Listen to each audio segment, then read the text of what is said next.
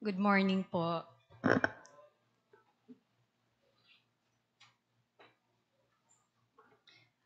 For those who do not know me, but I'm sure prayed for me during our difficult years, I am Marjorie Madoy Camacho, wife of the youngest brother of our pastor, Benson Camacho. It was December 10, 2019, when I noticed a big and hard lump on my breast. I immediately went to Asian Hospital in Alabang for mammogram and ultrasound. I told my husband I can drive alone because he cannot just leave our store without a trusted person to man it. Malakas naman po ang loob ko until I got the results. Muntik na po akong maligaw nung pauwi. Then my doctor said I needed surgery and she set it on the day after Christmas. Lord, ito po ba ang sagot sa mga panalangin ko na makapagpahinga? I asked the Lord. Because my ultimate prayer was to spend my Saturdays at home for my two kids. Because ever since I gave birth to them, I could count on my fingers the number of times I got to spend a whole Saturday with them. Pag birthday ko lang po ako may day off, minsan hindi pa natutupad. Even when I have a fever or asthma and allergy attacks, tindahan pa rin po. Christmas Eve came, and my doctor texted me her Christmas greeting along with this verse on 2 Corinthians 4:17-18. For our light and momentary troubles are achieving for us an eternal glory that far outweighs them all. So we fix our eyes not on what is seen, but on what is unseen. Because what is seen is temporary, and what is unseen is eternal. This verse became my hope. I held on to this verse daily. Araw-araw, inuulit ko po sa sarili ko na itong cancer ay panandalian lang. Pero ang kagalakang dulot nito ay walang hanggan at walang katulad. And then, I had peace. After surgery, my doctor said I have breast cancer stage 3C, ER/PR HER2 positive. Meaning, kung hindi agad natuklasan, konti na lang po ay kumalat na sa buong katawan. Sa ibang parte ng katawan, I mean. At itong cancer ko po ay yung type that grows and spreads quickly, thus requiring more than a year of treatment. Then came the moment to choose what course of treatment should I take and the kinds of chemo drugs with their corresponding prices. I had to take 16 rounds of chemo plus 18 cycles of targeted therapy since my cancer is on the late stage and is aggressive. These targeted drugs are newly available drugs that will reduce the risk of recurrence or pagbalik ng cancer and improve my survival. After chemo, I had to undergo 30 radiation sessions daily, including surgery. It all summed up to 6 million pesos. When I heard this, my mind stopped. I couldn't process anymore what the oncologist was saying. Namutla kami ng asawa ko. When we got home, Benson tried to assure ourselves not to worry on the expenses because God will provide. He said we can sell our lupa and his motorcycles to suffice my targeted treatment, which cost 300,000 pesos per session. Multiply it by 18 sessions. Pastor M told him to get the targeted drugs kahit mahal. He said to Benson, mabuti may gamot na ngayong nabibili kesa walang gamot to extend Madoy's life.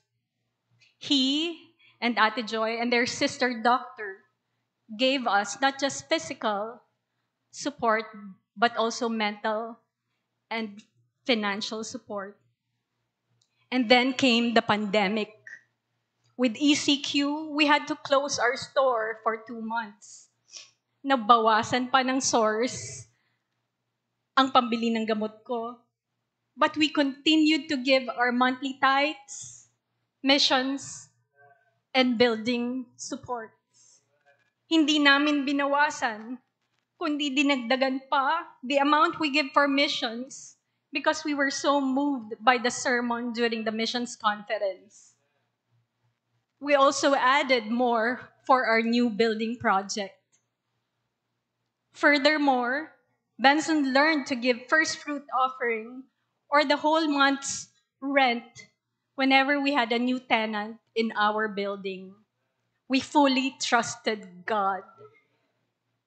Our commercial building has office spaces and studio-type apartments for lease that never napuno ng tenants. We have this office space on the second floor, the biggest space in our building, that no one has ever leased since it was built 10 years ago that time. And yet, during the ECQ lockdown, when the economy was weak, pinuno ng Diyos ng mangungupa ang building namin. God is so amazing. He is still the Red Sea God, who parts the waters and allows us to cross on dry lands.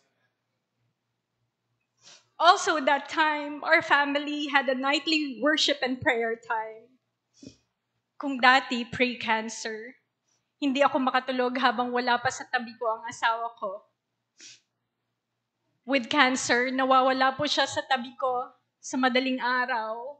Yun pala, he kneels down at dawn to pray and weep for me. Sabi niya, maiiwan niyo pala ako pagdating ni Jesus. Pero ngayon, hindi na. That's another answered prayer. As my husband, caregiver, and provider, Benson had his own difficulties. Sobrang namayat po siya noon. And I'm pretty sure you have noticed that. He now wakes up early to work for our store for an entire day. And during my chemo, he comes home at lunch to feed me. And after dinner, he led us to walk around the village for my exercise. Ngayon niya lang po sinabi sa akin that he was too exhausted to walk that time, but forced himself because he wanted to triple his time with me if ever I'll be gone. He said my cancer made him stronger. He had to be tough for me and the kids. He had to learn to do the things he could not do before. Our family became closer not just to God, but to each other. Sabi nga ng dalawang anak ko, mas masaya raw kami ngayong may sakit ako. And indeed, it is true. The words from our family's favorite hymn became true for us. Turn your eyes upon Jesus, look full in his wonderful face, and the things of earth will grow strangely dim in the light of his glory and grace. We realize that toiling under the sun, working hard, and going after wealth and earthly possessions are worthless in the eyes of God. na ang dapat pag-ipunan ay ang kayamanan sa langit, hindi ang kayamanan dito sa lupa. We cannot bless ourselves. Only God can.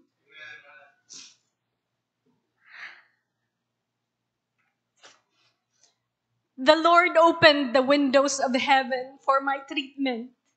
First, for my surgery, we have saved 120,000 pesos because the two doctors did not collect their professional fees. One is my cousin and the other one was a college choir mate of my Dr. Hipag, who we didn't know would be my breast surgeon. Second, I received 1.5 million pesos as critical illness benefit from my life insurance that we were not aware I had this benefit. God gave this money to fund our checks and run our store without having to worry about pondohan sa bangko while we became busy at the start of my treatment. Third, a family friend helped us secure financial aid from a government agency and gave us 250,000 pesos. Fourth, God spared me from the harsh side effects of chemo like nausea and vomiting. Many chemo patients are so helpless, so they just stay in bed due to fatigue and body pains. Ako po, kahit after chemo ay naghahalaman pa. Fifth, I started selling plants from our garden and named it Happy Leaves. At nung dumami na ang demand, we sourced from other suppliers. So after chemo sessions, buying plants for resale ang naging side trip namin at naging quality time with each other na rin. Six, I also started selling my handmade coasters and named it Happy Yarns. These two small businesses became profitable na umabot pa outside Batangas. They got far as Manila, Quezon City, and Cebu.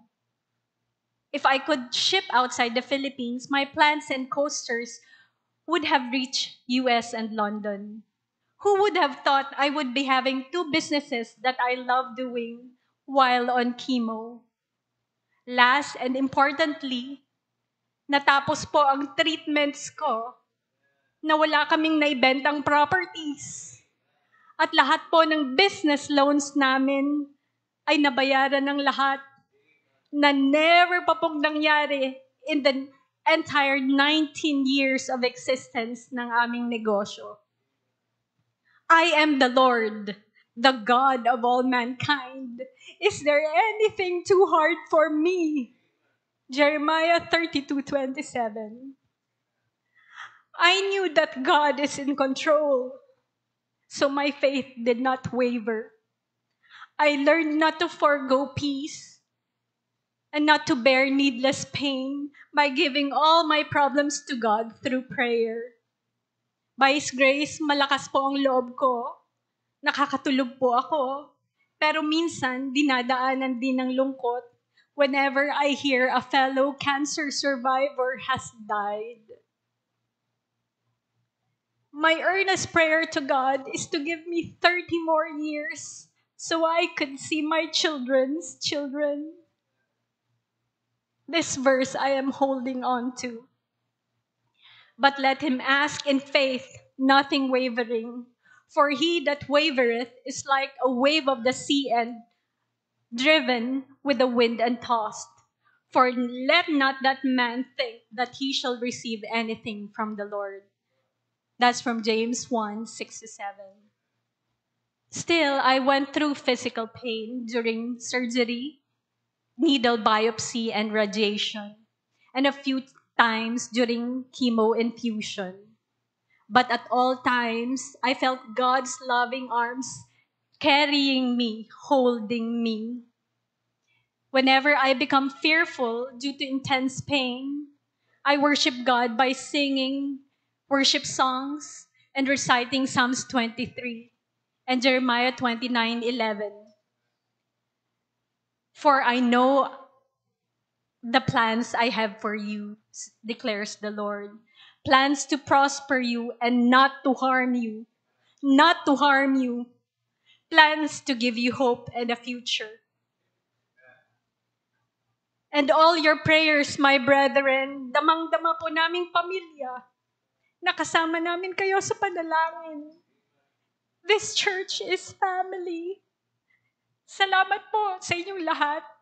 Pagpalain po kayo ng Diyos. Ngayon po, I do cancer monitoring every 6 months with ultrasounds of the major parts of my body and a yearly PET CT scan for my entire body. Malaking amount po ang cost nito, but I know God will supply all my needs according to His riches in glory and not according to my husband's finances. Ngayon ko lang po tunay nalalasap ang salita ng Diyos. Kahit 1985 pa po ako naging Kristiyano. Napakadami pong promises ng Diyos sa Bible. Psalms 119:71 says, "It is good for me that I have been afflicted, that I may learn your statutes." Today, Psalms 23 came alive in my life. I made the Lord as my shepherd, and I have all that I need. He lets me rest in green pastures. And even when troubles are present, I am not afraid because God is with me. He fills my cup until it overflows. And surely God's great love will chase after me all the days of my life. And I will live in the house of the Lord forever. This is a great promise. I had cancer, but everything else in my life was healed. Blessed be the name of the Lord. Thank you po.